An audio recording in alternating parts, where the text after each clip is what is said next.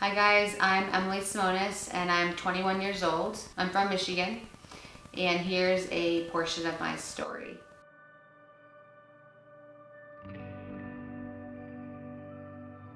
Growing up, I was raised in a Christian home. My dad was a youth pastor.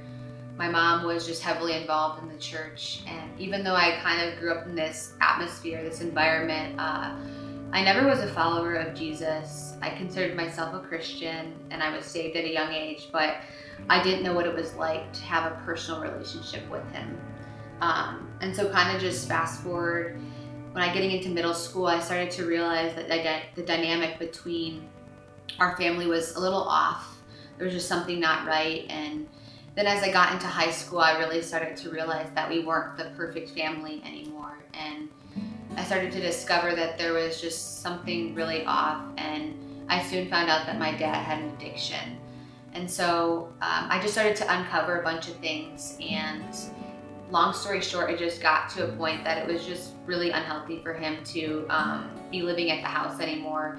And so senior year, right before it started, my mom and me and my sister asked him to move out of the house. And so my dad moved out. He actually moved out of state into Ohio. And at the time, I really was kind of relieved because it was just a stressor to have him at the house. But then I really didn't know how much pain I was gonna be in, or that how much pain it was actually gonna cause later on in life. But I also was never good at sports. And so I tried all the sports, basketball, soccer, volleyball, everything growing up, and I wasn't proficient in anything.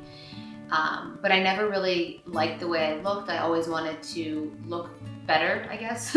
Don't we all? But so I got involved in weightlifting, and I got involved at 16, so before my dad left the house. So I started working out, and I actually competed in a bodybuilding competition.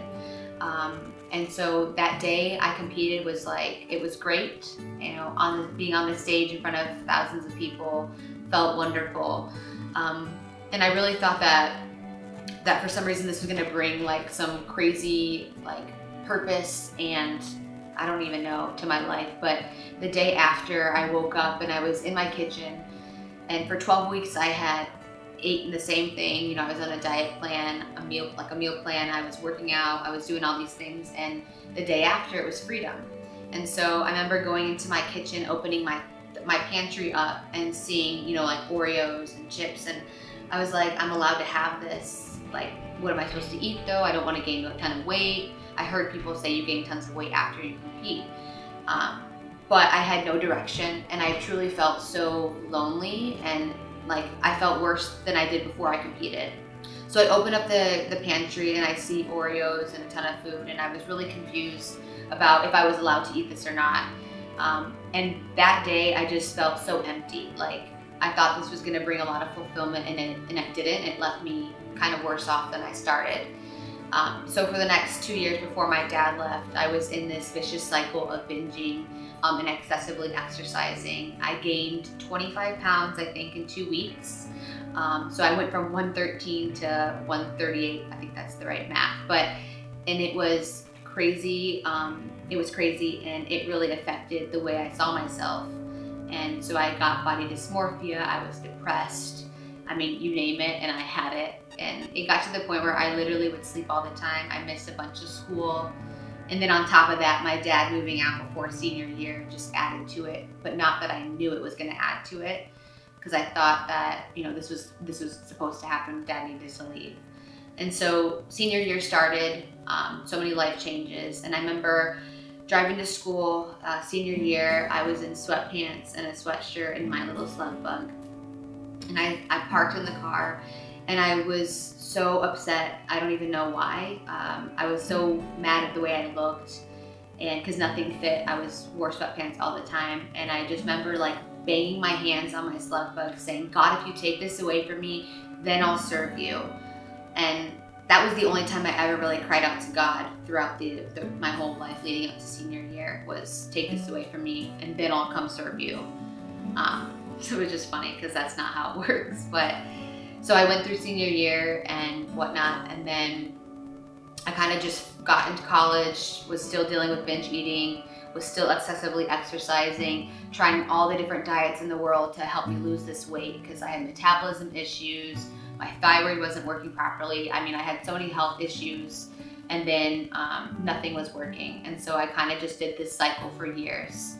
And then in November of 16, I got out of a relationship that I was in, and it was wonderful, but we just grew and disconnected, and it was better to go our separate ways. But I really was at a deeper sense of brokenness there because I had placed my identity in the person and in the relationship, along with dealing with all these other issues that I had. And so I was left just super broken. And I remember one day I was like stifled in my bed. I just felt like I couldn't move.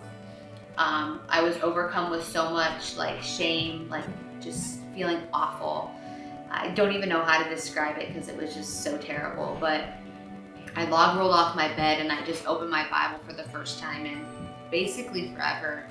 And I started to read the Bible, and God just started to speak to me, and I really started my relationship back with him. I started a relationship with him that I never once had. And so I started going to church, and I just started to seek him and pray about all these things that I was dealing with. And God was slowly healing me from all these things. And so that was in November of 17. And then I went to the new year and was just starting to seek him more. I was getting involved at church. I was meeting people and just really trying to connect with those who love Jesus. And eventually I started to feel like I was going to a university to become a physician's assistant, and I started to feel like this was not what I was supposed to do. And I knew that when I went to the hospital. I got a job at the hospital, and the first day on the job I thought, oh, I don't want to do this for my life. And so I kind of felt that was weird. But then I started to greatly dislike school, and I've always loved school. And so I started to pray about it and talk to my mentor, and she said, maybe you should look into ministry school. And at first I was like, heck no, they don't get paid anything. Like, I'm not gonna go into ministry school. But the Lord revealed, like, no, you're going to ministry school. And so I applied for Bethel, got accepted. And then when I came here, I really thought I had worked through all of the baggage that I had been through. You know, I forgave my dad. I thought I was doing better with my eating, and I didn't place my identity in people anymore, and I was starting to see my identity in him. But over the past few weeks and the past month, God has just really wrecked me, and he's really just torn down my building, I guess is what I think of it. And that foundation was crumbling, and there were so many cracks in it, and God is just laying this like perfect foundation that's built on him. And so he's allowed me to really work through the pain and the trauma that I had with my dad, and I've been able to truly forgive him. Everything, you know, there's no buts. It's just been, I forgive you, Dad. And that's been really cool to walk in, because now I have this compassion for my dad. But the biggest thing that he's doing in me is just showing me who I am in him. And I am who he says I am, and that my identity is completely and only focused on who he says I am. And so I'm still learning how to walk in that. My heart knows that I'm made in God's image, that I'm beautiful, that he made me this way for a reason, but it's not connected fully with my mind. But I'm taking steps in, and he's really revealing to me how beautiful I am. One of our pastors was talking the other day, and he said, when you punish yourself, you say to God, what your son did on the cross wasn't enough for me. And that really just has wrecked me, because for the past 5 years, I've belittled myself. I have tormented myself. I mean, every time I walked in the mirror or saw a picture of myself, I was in so much disgust, and I talked to myself so terribly. The things I would say to myself, I would never say to somebody else. And it kind of made me realize, why am I talking to myself like this? I mean, I would say, Emily, you're so fat, you're so unworthy. And all these negative things that I was saying made me truly feel that I was worth nothing, and that it would be better if I just kind of was alone, because I'm not worthy of anybody's time. I'm not worthy of anybody's love. And God is just destroying all of those lies that the devil has told me that I've come into agreement with.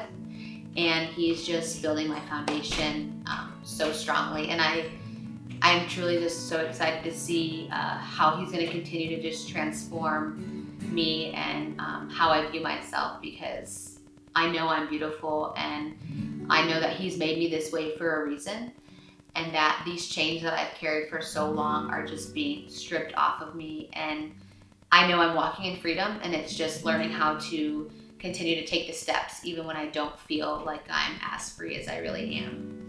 But yeah, God is just, he's so good, and I love him so dearly. And I honestly, I don't know where I'd be without him, without his grace and his unconditional love, because his perfect love casts out all fear, and he's really shown me that he will never leave my side, and he's showing me how worthy I am to him.